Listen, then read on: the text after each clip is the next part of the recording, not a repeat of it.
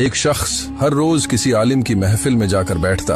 उसे आलिम साहब की बातें बड़ी अच्छी लगती, लेकिन वो सिर्फ सुनता, कभी अमल न करता। उसे आलिम हर रोज समझाता कि भाई और कुछ न कर सको तो कम से कम 5 वक्त की नमाज ही पढ़ लिया करो, मगर उस पर आलिम की बातों का कोई असर न पड़ता। आलिम सोच में पड़ जाता, यह किस तरह का इंसान है, मेरी बातें भी उसे अच्छी लगती हैं और अमल भी नहीं करता।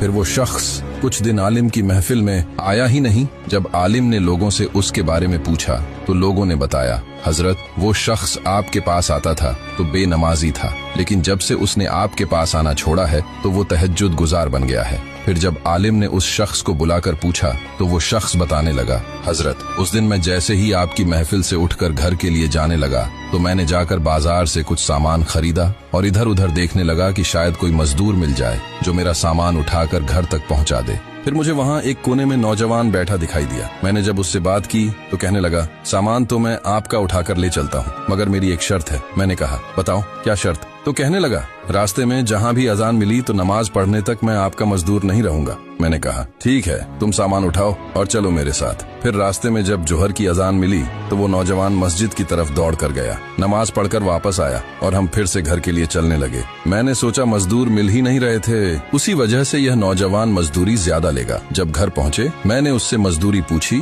तो उसने ज्यादा मजदूरी के बजाय बाकी जो मजदूर लेते बल्कि उनसे भी कम मजदूरी ली। फिर मैंने उससे कहा, तुम थक गए होगे, थोड़ी देर आराम करो और खाना खाकर चले जाना। तो कहने लगा, मैंने रोजा रखा हुआ है। मैंने कहा, अच्छा फिर इफ्तारी तक ठहर जाओ। फिर वो ठहर गया। उसने इफ्तारी की और थकान की वजह से उसे नींद आ गई और वो सो गया। फिर मैं जाकर अपनी बीवी और बेटी के साथ बैठ गया। मेरी वो बेटी दोनों टांगों से अपाहिज थी, चल फिर नहीं सकती थी। फिर मैंने उन्हें उस नौजवान के बारे में बताया कि आज हमारे घर में जो मेहमान ठहरा है वो बड़ा नेक नौजवान है, मेहनत मजदूरी करके सिर्फ अपना हक लेता है, 5 वक्त की नमाज भी पढ़ता है, मजदूरी करते वक्त वो नफली रोजे भी रखता है। फिर हम लोग जाकर सो गए। जब आधी रात हुई तो मेरी अपाहिज बेटी रेंगते हुए नौजवान के कमरे तक गई और अल्लाह की बारगाह में हाथ उठाकर दुआ मांगने लगी, मालिक, तेरे इस नेक और वफादार बंदे के सदक़े मुझे ठीक कर दे, मैं भी औरों की तरह चलना फिरना दौड़ना चाहती हूँ। फिर उसी वक्त उस रात अल्लाह की रहमत उतरी और मेरी अपाहिज बेटी ठीक हो गई। सुबह हम जैसे ही नींद से उठे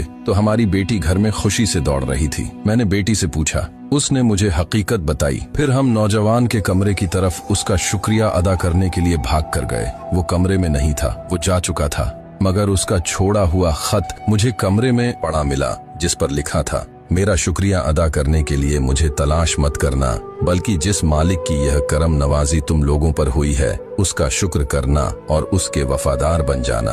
बस मौलवी साहब, उसी दिन से मैं नमाजी बन गया।